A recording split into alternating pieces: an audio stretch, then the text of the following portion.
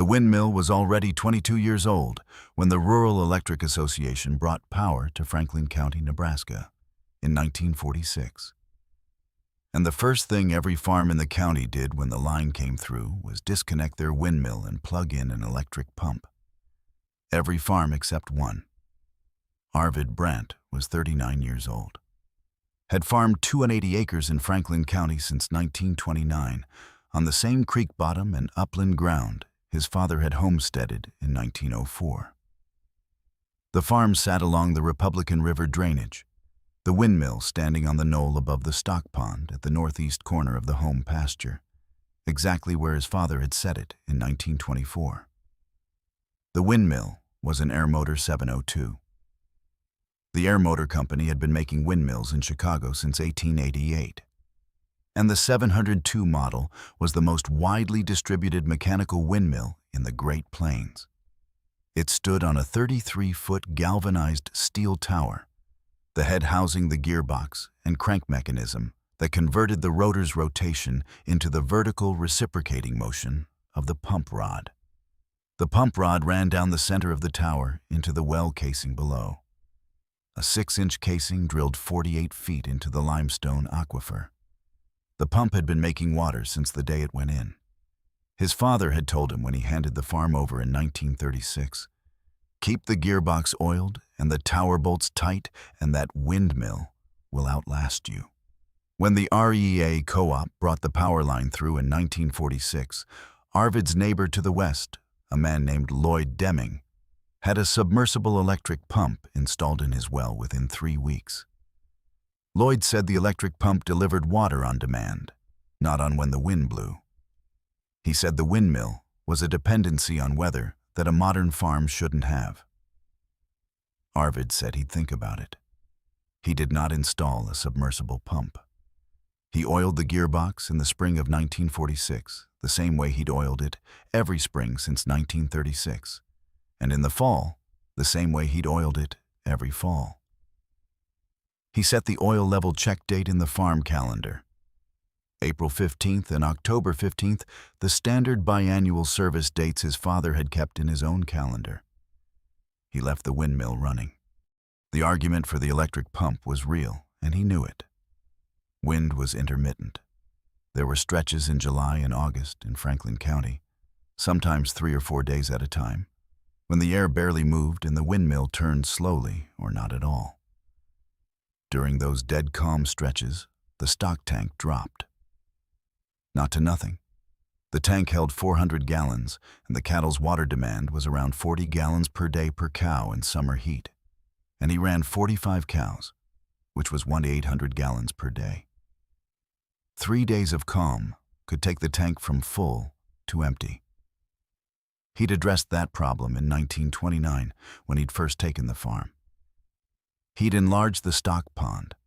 The pond collected runoff from the north pasture drainage. In a normal rainfall year, it held enough water that the cattle could drink from it directly when the tank was low. The windmill's job was to keep the tank full, not to be the sole water source.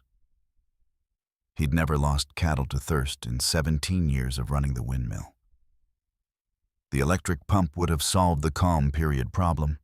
It would also have created a different dependency on the power line, on the electric co-op, on the pump motor, on the pressure switch, on the well wire that ran 48 feet underground to the pump bowl. The power line ran through Franklin County on wooden poles with transformer installations every quarter mile. The line was subject to ice storms, lightning, equipment failures, and the operational capacity of a rural co-op that served several hundred members across 3 counties. He'd watched Lloyd Deming's farm during the ice storm of February of 1947. The first winter after the REA connection, the storm had taken 2 poles and a transformer, and the south end of the county had been without power for 11 days. Lloyd had hauled water in tanks from the county road cistern in a truck with chains on the tires. Arvid's windmill had run through the ice storm. The tail vane had weather vaned the rotor out of the wind during the worst gusts, the automatic furling mechanism his father had adjusted for storm conditions back in 1930. When the ice cleared and the wind settled, the rotor had come back around and resumed pumping. He filed that observation in the same place he filed everything: the farm notebook.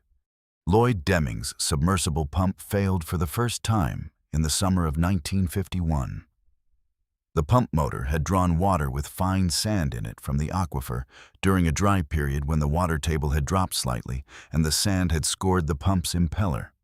The repair required pulling 48 feet of drop pipe from the well casing, which required a well service truck from Minden with a pipe pulling attachment.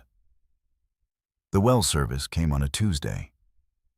The pump was back in service Thursday afternoon. Lloyd told Arvid about it at the elevator. He said it was 2 days without water and $140 in repair and service charges. Arvid asked what the sand content in the water had been. Lloyd said the driller had said it was normal for the aquifer at that depth during low water conditions. Arvid said his windmill used a cylinder pump in the well, a brass cylinder with leather cup seals that had been designed to handle sand in the water. The seals wore faster with sand, but they were accessible from the surface without pulling the drop pipe. He could replace the leather cups himself in an afternoon with a pipe wrench and a set of cups that cost $1.80. Lloyd said his pump was more convenient most of the time. Arvid said he didn't argue with that. He drove home and checked the windmill's pump rod connection. The biannual service was 40 minutes. He kept the service materials in a wooden box on the shed shelf, a quart of gear oil for the gearbox, 90 weight, the same weight his father had used, a grease gun and a tube of bearing grease for the tower's pivoting head bearing, a small can of machine oil for the pump rod connection points, a set of pliers, and a crescent wrench for checking the tower bolt torque. Not a torque wrench. The same crescent wrench his father had bought in 1918, just turning each nut until it was right. He knew what right felt like. The service took longer every few years when something needed actual attention. In 1938, he'd replaced the gearbox's bull gear, the large cast iron gear that drove the crank, after it had developed a chip on one tooth from a piece of gravel that had worked into the housing through a compromised gasket. He'd ordered the replacement gear from Armator's parts department in Chicago. The gear arrived by freight in 2 weeks. He'd installed it himself with the gear puller he'd borrowed from a machinist in Riverton. The gear cost $22. In 1953, he'd replaced the sucker rod, the wooden rod that ran from the gearbox crank to the pump cylinder, transmitting the reciprocating motion down the well. The original sucker rod had been fir, and after 29 years it had developed checking, lengthwise cracks from cyclic loading and weather exposure. He'd replaced it with a steel rod, which was what Air Motors' parts catalog had been recommending for new installations since the late 1940s. The steel rod cost $18. He installed it in 3 hours. The leather cup seals in the pump cylinder he'd replaced 4 times: 1931, 1944, 1957, and 1964. Under 80 each time. 720 tons total across 40 years. He kept a list of every part replaced and every service performed on the windmill in the farm notebook. The same notebook that held the oil service dates and the storm observations and the water yield estimates. The list occupied less than 1 full page across 40 years of operation.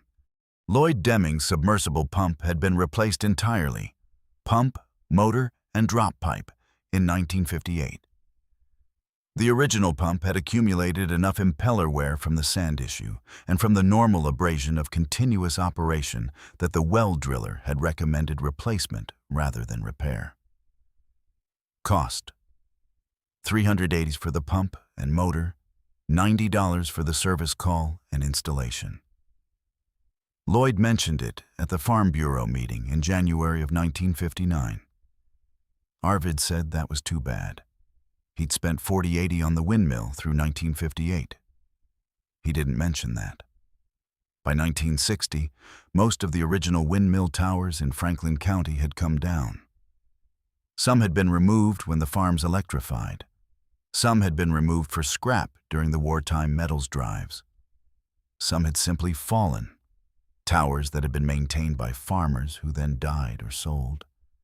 The maintenance stopping, the tower rusting at the base, the structure eventually coming down in a storm.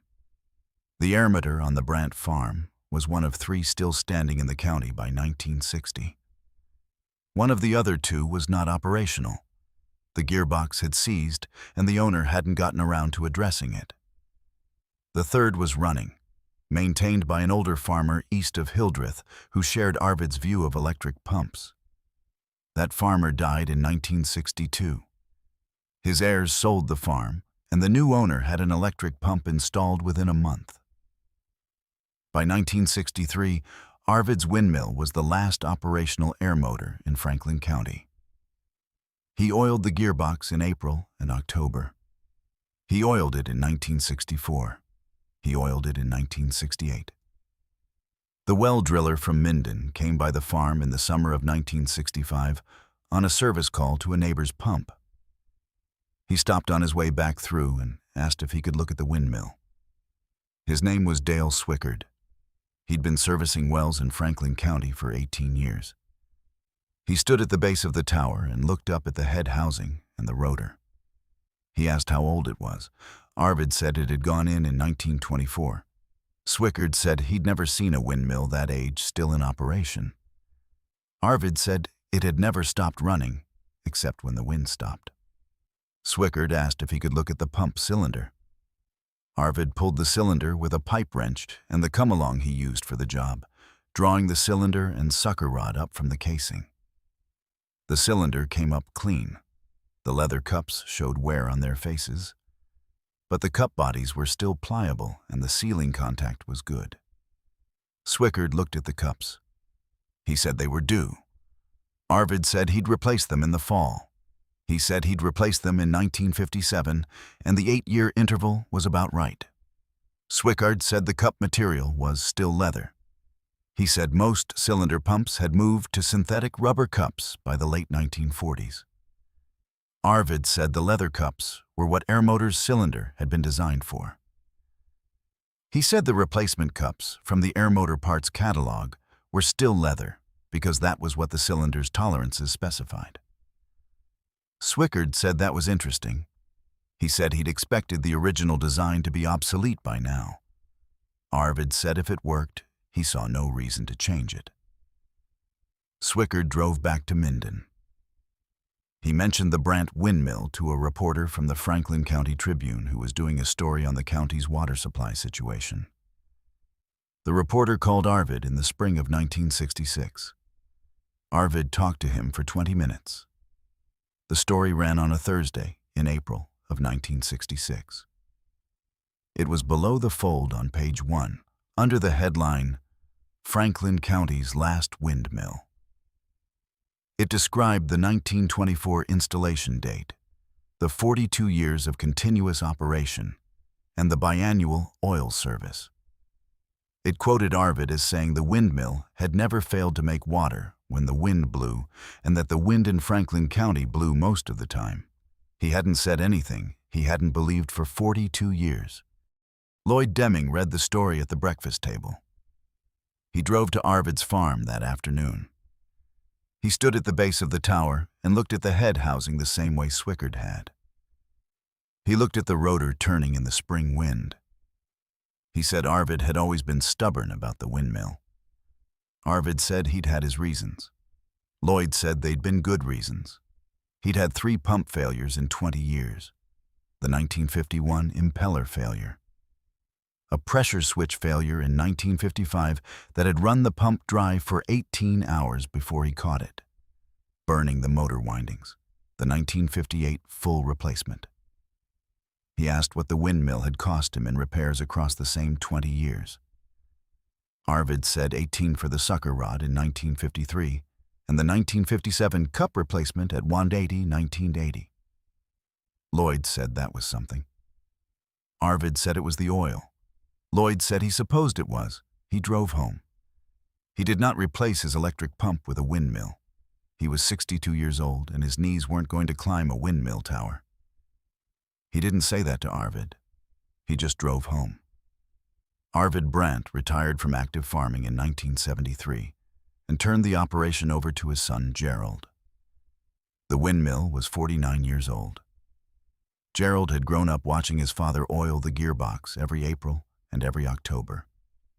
He'd watched the leather cup replacement in 1964, his father drawing the cylinder up from the casing with the come-along, pulling the old cups, pressing the new cups into the cylinder body with a wooden dowel, lowering the whole assembly back into the well. He kept the service dates, April 15th and October 15th, in his own farm calendar. The windmill ran through 1968, the 44th year of operation, which was the last year Arvid himself performed the service. He did the April service in 1968, with Gerald working alongside him. He showed Gerald every point on the checklist, every bolt to check, every surface to oil. He said his father had told him, "Keep the gearbox oiled and the tower bolts tight, and that windmill will outlast you." He said his father had been right. He said he hoped Gerald found it to be true as well. Gerald did find it to be true. The windmill continued under Gerald's maintenance through 1983, the 59th year of operation. The gearbox bull gear, the same gear Arvid had replaced in 1938, developed another chip, a different tooth, the same cause. Gerald ordered the replacement gear from Air Motors Parts Department. The company was still in business in Chicago. The parts still arrived by freight. He installed it himself. The windmill ran through 1995, 71 years. The tower was by then showing rust at the lower sections that the annual painting had not fully addressed, and a structural engineer from Minden, who had been called to the property for a different matter, looked at it and said the base sections needed replacing or the tower needed to come down. Gerald brought it down in 1995. Not dramatically. A hired crew with a crane, the rotor removed, the tower disassembled section by section from the top, the whole operation taking a day. The head housing with the gearbox came down last. The gearbox was still operational. Gerald donated the head housing and gearbox to the Franklin County Historical Society. The society put it on display in 1997 with a card that described the installation date, the years of operation, and the maintenance record. The card said the windmill had been serviced biannually with oil and grease and had required parts replacement 4 times across 71 years of operation. Parts cost across 71 years: 20 towels for the 1938 bull gear, $18 for the 1953 sucker rod, 4 sets of leather cups at $1.80 each, and the 1983 bull gear, for which Gerald had paid $29. The price had moved up since 1938. Total parts cost $96.20. The card did not include the oil and grease, which Gerald had calculated once and written in the farm notebook. Approximately 220 pounds per service, twice per year, 71 years. 312.20 in lubrication. Total maintenance cost across 71 years, $408.40. The Franklin County Historical Society display is still there. The head housing is a little dusty. The gearbox is in perfect working order. If someone oiled it and put it on a tower with a rotor and a pump rod, it would make water today. That is what 40-weight gear oil and Titan bolts can do. That is what his father knew in 1924. That is what Arvid kept.